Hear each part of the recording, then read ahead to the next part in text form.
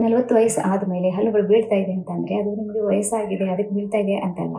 ಅದ್ರ ಹಿಂದೆ ಈ ಒಂದು ತಪ್ಪು ನಡೆದಿರುತ್ತೆ. ಅದೇನು ಅಂತ ಈ ರೀಲಲ್ಲಿ ನೋಡೋಣ. ಹಾಯ್, ನಾನು ಡಾಕ್ಟರ್ ಭಾರತಿ, ಡೆಂಟಲ್ ಪ್ರಾಕ್ಟೀಷನರ್ ಇನ್ ಬೆಂಗಳೂರು. ತುಂಬ ಜನ ಅನ್ಕೊಳ್ತಾರೆ ಕ್ಯಾವಿಟೀಸಿಂದನೇ ನಮ್ಮ ಹಲ್ಲುಗಳು ಬಿದ್ದು ಹೋಗ್ತಾ ಇದೆ, ಹಾಳಾಗ್ತಾ ಇದೆ ಅಂತ. ಆದರೆ ಒಸಡುಗಳ ಅನಾರೋಗ್ಯದಿಂದ ತುಂಬ ಜನ ವಯಸ್ಕರು ತಮ್ಮ ಹಲ್ಲುಗಳನ್ನ ಕಳ್ಕೊಳ್ತಾ ಇದ್ದಾರೆ. ಒಸಡುಗಳು ವೀಕ್ ಆಗ್ತಾ ಇದೆ ಅಥವಾ ಹೆಲ್ದಿ ಆಗಿಲ್ಲ ಅಂತ ಹೇಗೆ ಗೊತ್ತಾಗುತ್ತೆ ಅಂತಂದರೆ, ಒಂದನೇ ಲಕ್ಷಣ ನೀವು ಬ್ರಷ್ ಮಾಡುವಾಗ ಬ್ಲೀಡ್ ಆಗ್ತಾ ಇರುತ್ತೆ.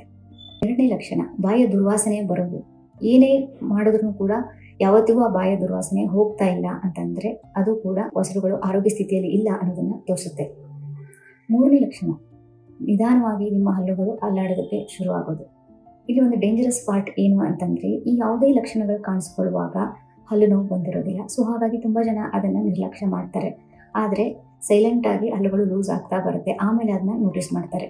ಒಂದು ಖುಷಿ ವಿಚಾರ ಏನು ಅಂತಂದರೆ, ನಿಮಗೆ ಈ ಲಕ್ಷಣಗಳು ಯಾವಾಗ ಕಾಣಿಸ್ಕೊಳ್ಳುತ್ತೆ ಪ್ರಾರಂಭಿಕ ಹಂತದಲ್ಲಿ, ಆವಾಗನೇ ನೀವು ಡೆಂಟಿಸ್ಟ್ ತೋರಿಸ್ಕೊಂಡ್ರಿ ಅಂತಂದರೆ ಈ ಕಂಡೀಷನ್ನ 100% ನಾವು ಮ್ಯಾನೇಜ್ ಮಾಡಬಹುದು.